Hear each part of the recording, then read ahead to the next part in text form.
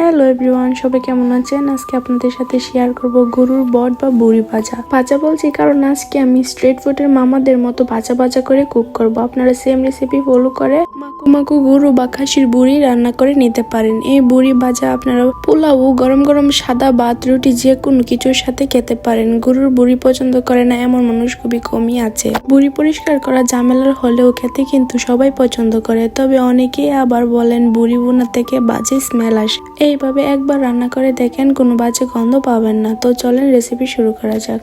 এখানে আমি নিয়েছি অনিয়ন কুচি, গ্রিন চিলি আর একটা রেড ক্যাপসিকাম। সেই সাথে অনিয়ন, জিঞ্জার আর গার্লিক ব্লেন্ডারে পেস্ট করে নিয়েছি। আর সাথে আছে কয়েক রকমের আস্ত গরম মশলা। অ্যান্ড প্রথমে আমি বটগুলোকে ভালোভাবে পরিষ্কার করে বয়েল করে নিয়েছি। এখন চুলায় একটা ফ্রাই প্যান বসিয়ে এর মধ্যে পরিমাণ মতো সয়াবিন তেল দিব।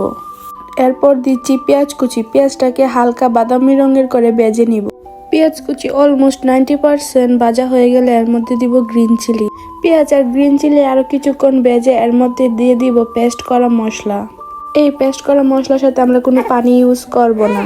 এই বাটা মশলার কাঁচা গন্ধ দূর হয়ে যাওয়া পর্যন্ত ভেজে নিব। এখন এর মধ্যে দিয়ে দিব সবগুলো আস্ত গরম মশলা সহ সবগুলো ইনগ্রেডিয়েন্ট এখন ভালোভাবে নেড়ে চেড়ে ভেজে নিব আরো কিছুক্ষণ।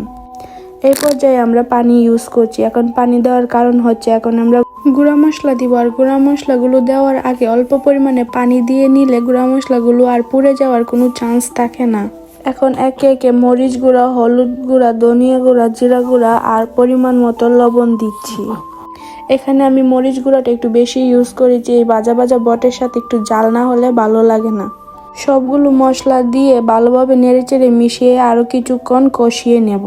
যখন উপর থেকে তেল বেশি উঠবে তখন আপনারা বুঝবেন মশলা কষানো হয়ে গেছে। আমার মশলা ভালোভাবে কষানো হয়ে গেছে আর উপর থেকে তেলও বেশি উঠেছে। এখন আমি বটগুলো দিয়ে দিব। বট দিয়ে ভালোভাবে নেড়েচেড়ে মশলার সাথে মিশিয়ে নিতে হবে। দেখে মনে হচ্ছে না এখনই রান্না হয়ে গেছে, কি সুন্দর লোভনীয় কালার হয়েছে। এখন কিছুক্ষণের জন্য ঢাকনা দিয়ে ঢেকে দিব।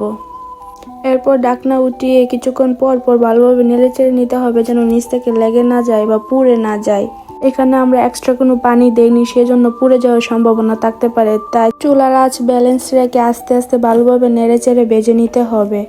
দেখে মনে হচ্ছে এখানে আমি পানি দিয়েছি, আসলে এখানে আমি কোনো পানি ইউজ করিনি। এই পানিটা বট থেকে বেরিয়েছে। পানি যখন অলমোস্ট শুকিয়ে যাবে তখন আর ঢাকনা দেওয়া যাবে না। এখন ঢাকনা ছাড়াই ভেজে নিতে হবে আর খুব বেশি নাড়াচাড়া দিতে হবে। দেখেন এখন সম্পূর্ণ তেলটা বেরিয়ে এসেছে। এখন এই তেলের মধ্যে আমরা ভেজে নিব। এভাবেই ভালোভাবে নেড়ে চেড়ে আরো 10 থেকে 15 মিনিট ভেজে নিলেই আমাদের রান্না কমপ্লিট।